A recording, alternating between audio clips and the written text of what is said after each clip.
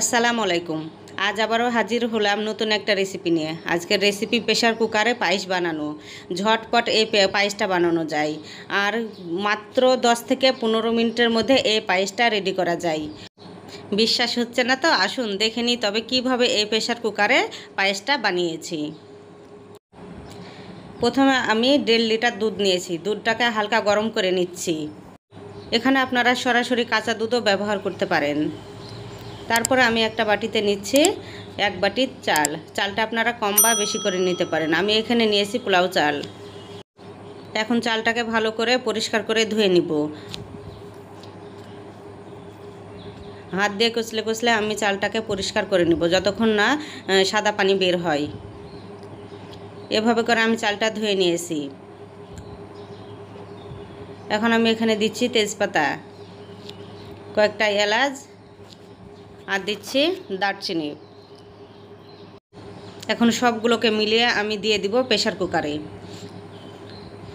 এভাবে করে আমি এখন চালটাকে প্রেশার কুকারে দিয়ে দিব।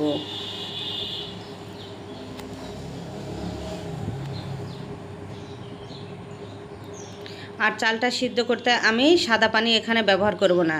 যে দুধটা আমি গরম করে রেখেছি সেই দুধের আমি অর্ধেকটা এখানে দিয়ে চালটাকে সিদ্ধ করে নিব।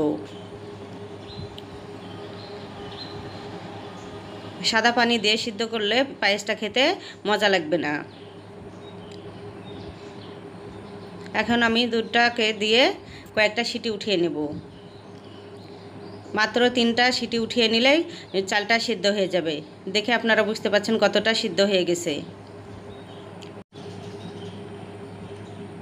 এই সিদ্ধ করা চালটাকে এখন আমি দিয়ে দিচ্ছি আগে থেকে গরম করা দুধের মধ্যে। এভাবে করে একটা চামচের সাহায্যে আমি সিদ্ধ করা চাউলটাকে উঠিয়ে নিচ্ছি, আর ভালো করে দুধের সাথে মিক্স করে নিব। একদম অল্প সময়ে এই পায়েসটা তৈরি করা যায়। এখন সবটা দিয়ে এভাবে ভালো করে দুধের সাথে আমি মিশিয়ে নিচ্ছি। দেখে বুঝতে পারছেন কতটা ঘন হয়ে গেছে। এখন এই পর্যায়ে আমি দিচ্ছি চিনি। যে বাটি দিয়ে আমি চাউল মেপেছি সেই বাটির আমি 2.5 বাটি নিয়েছি চিনি। মিষ্টিটা আপনারা কম বা বেশি করে নিতে পারেন, তবে 2.5 বাটি চিনিটা একদম পারফেক্ট মিষ্টি। তারপরে মিষ্টিকে ব্যালেন্স করার জন্য এখানে দিচ্ছি সামান্য লবণ। এভাবে নাড়তে থাকতে হবে, তাহলে পায়েসটা ঘন হয়ে যাবে। তারপরে এখানে দিচ্ছি আমি নারকেল।